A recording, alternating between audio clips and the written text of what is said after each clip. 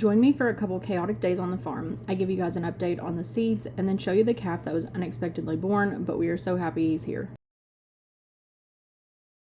So several of you guys wanted an update on the seeds. So these are upstairs on our dresser. It's just warmer in the upstairs of our house, so I have them upstairs in our bedroom. But the cucumbers are up, and today is March 1st. So it's been about 5 days, but on day 2, our broccoli was already up, which it is doing really good. Some of them fell out because I did take them out, and whenever I put them back in, they fell out. So that's how long they are. You can see them already coming out of the paper towel.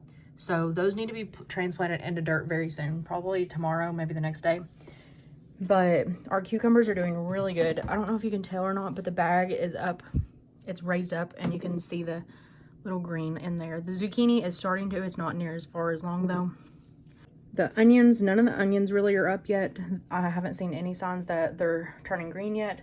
The tomatoes, the same with them. They're right here, no green yet. Jalapenos, there's a little tiny bit in there you can kind of see. And then the cabbage is up. You can see the cabbage in there. Watermelon, not up either. So some of them take longer. The broccoli, cold crops do a lot better. So all of these are cold crops. The cabbage and cauliflower and broccoli, those are all cold crops. So those come up a lot faster. It is March 3rd, so it has been exactly 1 week since I started these seeds. And as you can see, the broccoli is like poking out, so it needs done. And then the cauliflower, I'm probably gonna wet that paper towel. It looks pretty dry. The zucchini is not as far as long as the cucumbers. The cucumbers definitely need out of there also.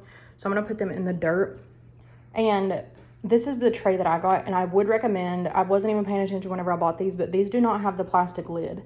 If you can get the ones with the plastic lid, I would highly recommend that, just because it creates more of a greenhouse effect and it keeps the plants warmer and they do a lot better. So, and it's better for whenever you go to harden them off outside. That way the wind doesn't beat them to death and they can still get sunshine. But this will still work. We may just have to lay something over top of them, but we will make do with what we have. This is the brand that I bought. Okay, so here are how the seeds are looking, and you can see all these white little hairs. These are roots. So you just very carefully have to take the paper towel off of here. And honestly, I probably should have done this like probably 2 days ago, but it'll be fine. We will make it work. And we are gonna carefully separate these and put them in the dirt.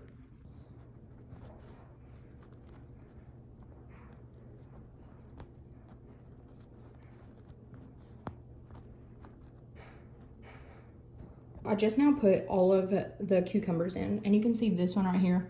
It wasn't up enough, so just stick the root down in there and just leave a little bit of green up so it can come up through the dirt.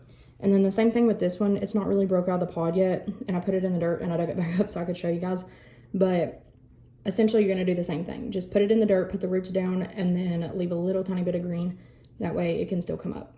These are the zucchini. Most of them are not ready yet, so even though some of them are, I want to plant them all together in the seed trays, so I'm just going to wait and put this, I'm going to wet this paper towel again because it's a little bit dry, and then lay it over top, put it back in the bag, and let it sit for probably 3 days maybe, and check it again, and then if it's ready, then I'll transplant them.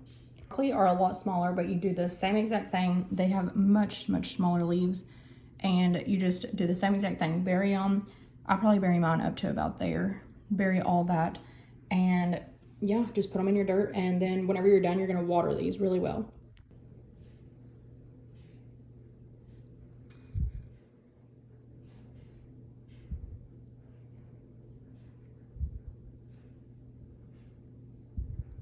If you are using the small pods that grow, you do need to water those first before you put your seeds in. But these, the dirt is just really dry, so the water just sits on top for a little bit, but it will eventually soak in. And I prefer watering after because it doesn't make as big of a mess.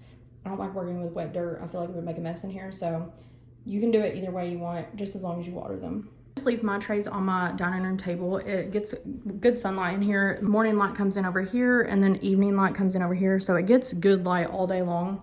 So I'm just gonna leave them here. But a lot of you guys were confused with the paper towel. Whatever is happening in the paper towel, it's the same exact thing that's happening underground. So it doesn't require light.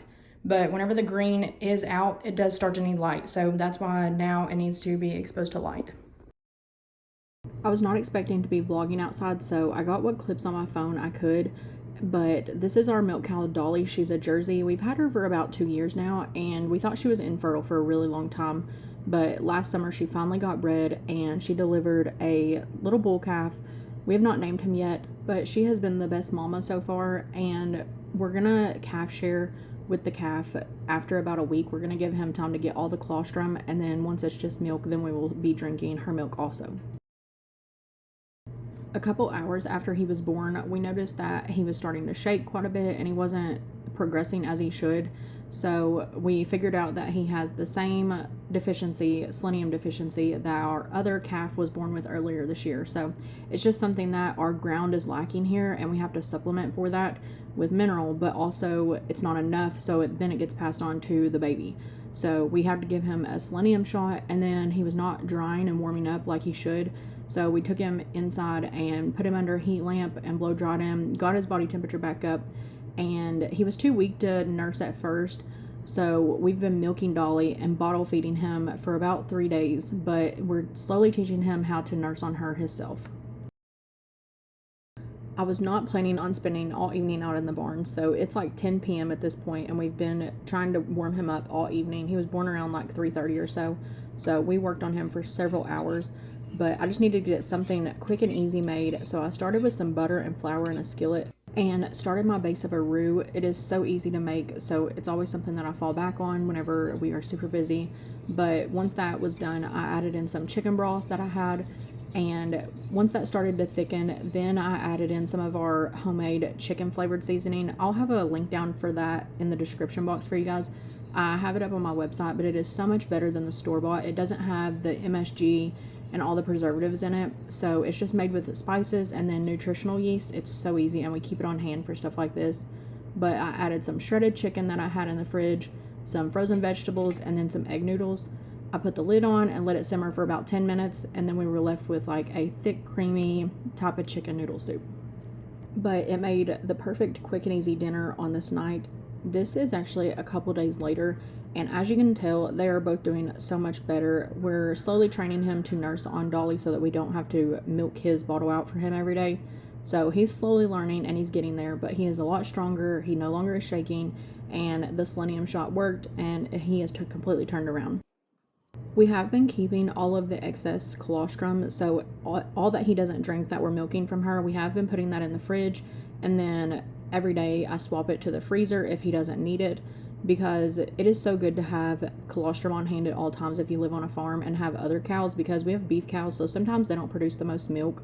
So this would be perfect if we just wanted to buy a bottle calf, or if one of our other cows has a calf and just isn't producing milk, or just like neglects the calf. So we are freezing this, and it'll last up to a year in the freezer, so it's just nice to have on hand. Even though it was a crazy busy week and nothing went to plan, we went out and did checks on Dolly and her calf every hour. It made for a hectic week, but a good week. We got our seeds started, and we have new life on the farm. It just gives us such a good start for the start of spring, and we'll soon be getting fresh milk.